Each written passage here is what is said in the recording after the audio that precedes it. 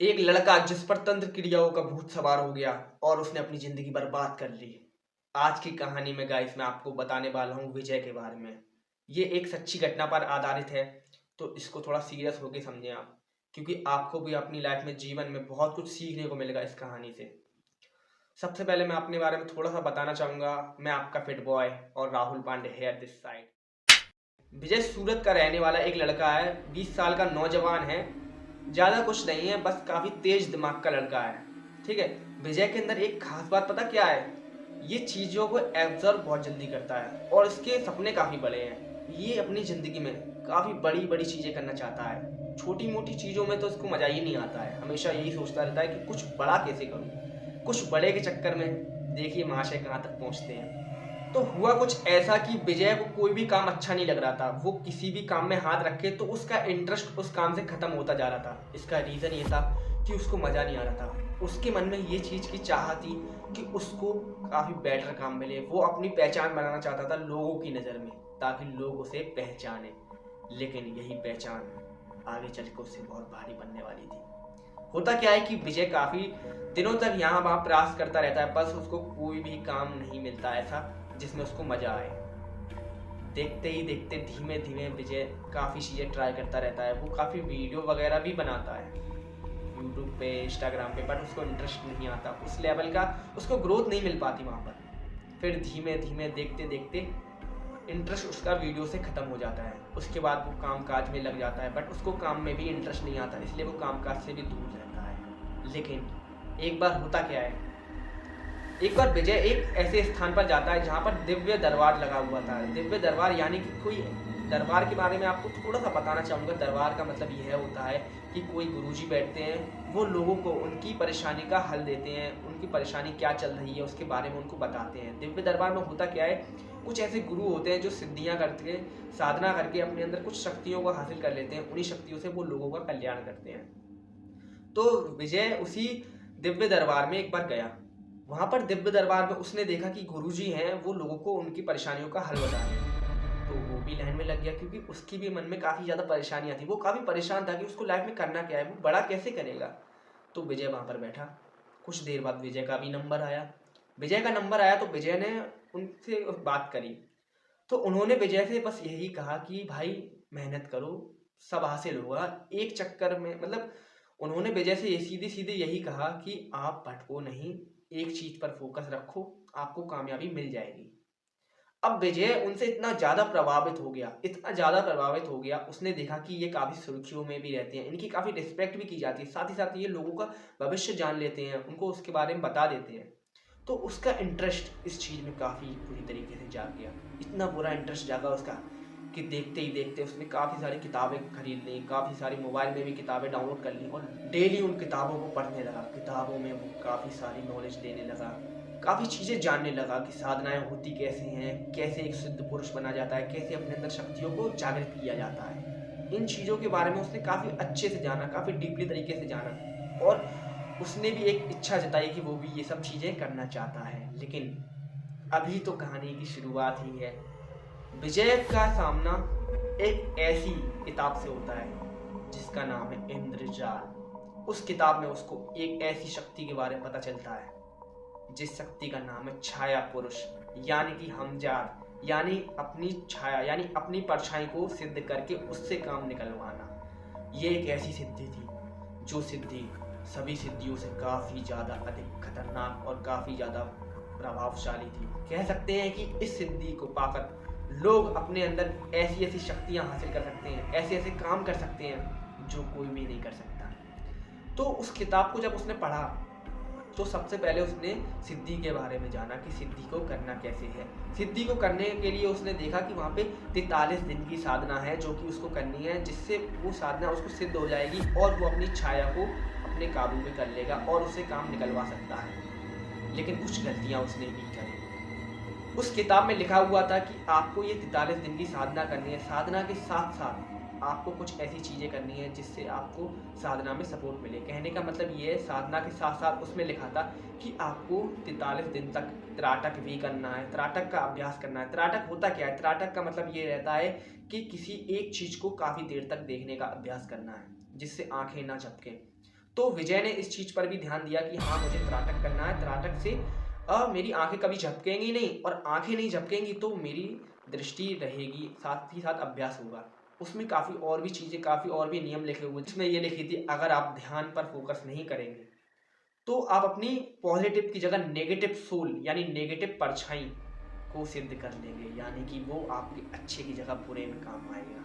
ठीक है, तो उसने इस चीज़ पर ज़्यादा फोकस नहीं किया, उसको साधना का लालच दिखा, और उसने जब ये जाना कि ये साधना सभी साधनाओं से सबसे ऊपर दर्जे की, ऊंचे लेवल की है, तो बस उसी का दीवाना हो गया।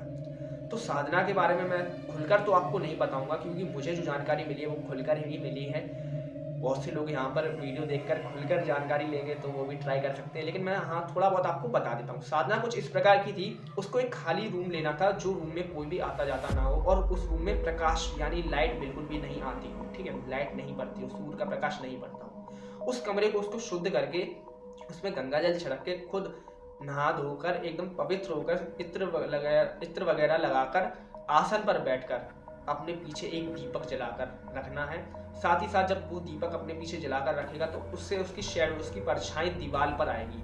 उसकी दीवार पर जब परछाई दिखेगी तो उस परछाई पर उसको ध्यान लगाना है। त्राटक के अभ्यास से उसको ध्यान लगाने का अभ्यास हो जाएगा, जिससे उसे बिना आंखें झपकाए उस पर ध्यान लगाना है। डेली 2 घंटे तक ध्यान लगाना है। तो उस किताब में कुछ चीज़ें भी लिखी हुई थी कि आप डेली ध्यान लगाओगे तो आपको बहुत ही ज़्यादा अजीब अजीब से अनुभव होंगे, बट आपको डरना नहीं है, क्योंकि जो डर जाता है, इस चीज़ को छोड़ देता है बीच में, तो उसे काफ़ी सारी परेशानियाँ झेलनी पड़ती हैं। तो विजय ने काफ़ी गौर से ही पढ़ा था, बट आगे उसके साथ क्या होता है अब आपको मैं बताता हूँ। अब उसने जैसे जैसे धीरे धीरे करके त्राटक का अभ्यास शुरू किया। त्राटक के अभ्यास में उसको ज़्यादा समय नहीं लगा। शुरुआत के कुछ दिनों तक उसके आंसू आते रहे, मतलब यही है कि उसने जैसे ही एक मोमबत्ती जलाई, उसको देखना शुरू किया, 3 से 5 मिनट में उसके आंसू आ गए। फिर उसने अभ्यास रोक दिया, क्योंकि उसमें ये लिखा था त्राटक का अभ्यास आपको ऐसे करना है, जैसे ही आपके आंसू आ जाएं, जैसे ही आपके आंखें गीली हो जाएं, आंखें झपकने लगें, तो आपको अभ्यास वहीं पर रोक देना है। तो उसने भी त्राटक का अभ्यास ऐसे ही किया, और धीमे धीमे देखते देखते त्राटक का अभ्यास करने में उसको थोड़ा सा अनुभव आ गया, और वो डेली 2 घंटे तक बिना आंखें झपकाए त्राटक करना शुरू कर दिया उसने। अब हुआ क्या, अब बारी थी उसकी साधना की, जो कि छाया पुरुष की सिद्धि के लिए उसने साधना प्रारंभ करी। शुरुआत करने के लिए उसने सबसे पहले एक कमरा लिया। उस कमरे में उसने अच्छे से शुद्धिकरण किया, वहाँ पे गंगा जल छिड़का, इत्र वगैरह छिड़का, और साथ में आसन लगाया। पहला दिन उसने साधना करी। पहले दिन उसने अपनी नजरें अपनी छाया पर बनाई। पहले दिन उसने अपनी नजरें अपनी छाया पर बनाई। पूरा दिन निकल गया उसका, 2 घंटे पता भी नहीं चले उसको 2 घंटे कब निकल गए, बट कुछ भी नहीं हुआ। पहले दिन हो गया, दूसरा दिन हो गया, तीसरा दिन हो गया, चौथा दिन हो गया, 5वां दिन हो गया, देखते देखते 9 दिन बीत गए, अभी तक कुछ भी नहीं हुआ। थोड़ा सा निराश सा होने लगा वो, कि उसने सोचा किताब में तो काफ़ी चीज़ें लिखी थी, किताब में तो ये भी लिखा था कि छाया यहाँ से वहाँ भटकना शुरू कर देगी, बट अभी तक कुछ ऐसा हुआ क्यों नहीं है। ये सोचकर वो अपने मन में थोड़ी सी चीज़ें सोचने लगा, फालतू के विचार भी उसके मन में आने लगे कि ये सब छोड़ दूँ, ये सब बकवास है, ये है वो है। लेकिन फिर उसने सोचा कि उसमें लिखा था कि छोड़ना नहीं है, क्योंकि छोड़ोगे तो प्रभाव उल्टा पड़ सकता है। अब होता क्या है, देखते देखते उसका 11वां दिन आता है।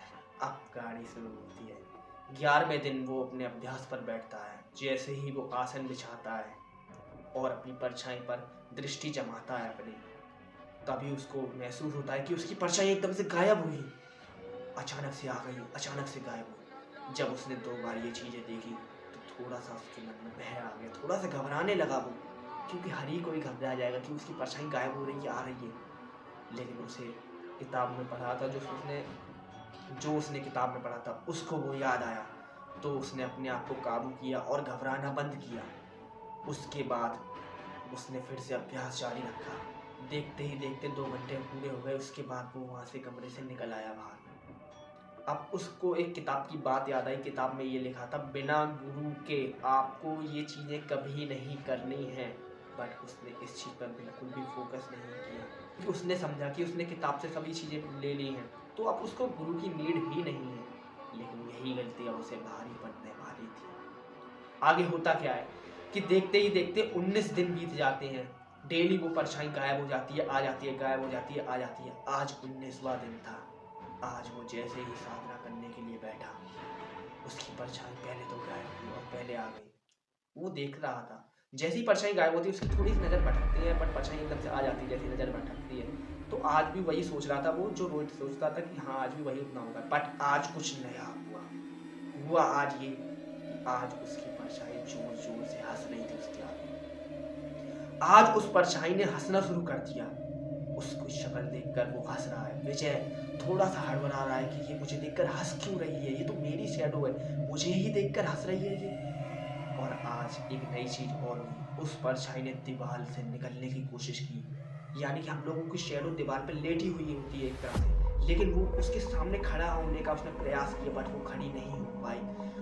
विजय ने जब ये चीज देखी तो विजय के मन में थोड़ा सा भय और आया कि ये परछाई खड़ी हो रही है, तो थोड़ा सा भय तो आ ही जाएगा। पर विजय ने वहां पर अपने आप को थोड़ा सा संभाला। अब देखते ही देखते 4 दिन और बीत गए। 4 दिन से लगातार परछाई दीवार से निकलने की कोशिश कर रही थी। आज उसका 25वां दिन आया। 25वें दिन पर उसने फिर से अभ्यास शुरू किया। आज परछाई अचानक से दीवार से बाहर आ गई और उसके सामने बैठ गई और उससे बोलने लगी,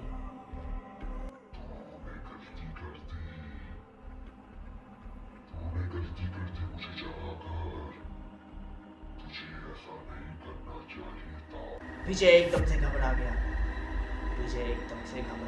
वो सोचने लगा कि ये मुझसे ऐसा क्यों कह रही है। किताब में तो ऐसा कुछ नहीं लिखा था कि मेरी परछाई, मेरा हमजात, मेरी छाया पुरुष मुझसे ऐसा कुछ कहे। विजय अचानक से काफी घबरा गया और वहां से उठकर भाग गया।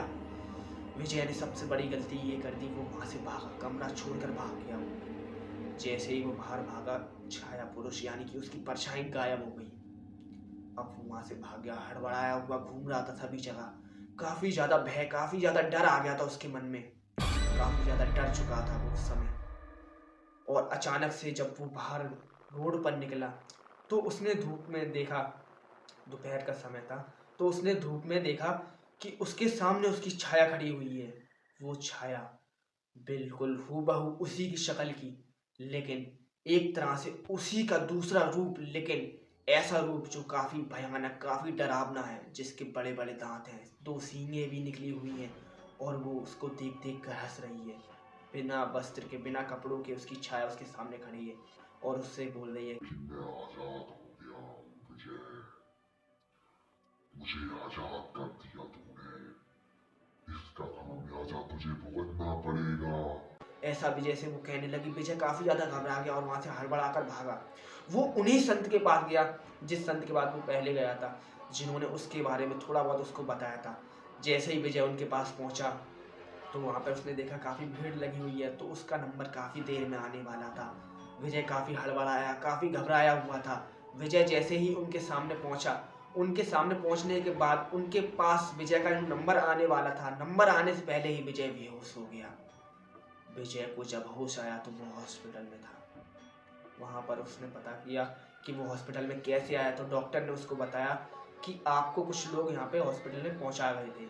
हॉस्पिटल वालों ने उसको बताया कि आपके शरीर में खून की और आपके शरीर में काफ़ी ज़्यादा कमियां आ चुकी हैं, आपकी हड्डियां काफ़ी ज़्यादा कमज़ोर हो चुकी हैं, आपके शरीर में इतनी ज़्यादा वीकनेस आ चुकी है कुछ कहने के नहीं। हमने आपके सारे टेस्ट किए, बट किसी भी टेस्ट में ये प्रूफ नहीं हो पाया कि आपके शरीर में चल क्या रहा है आखिरकार।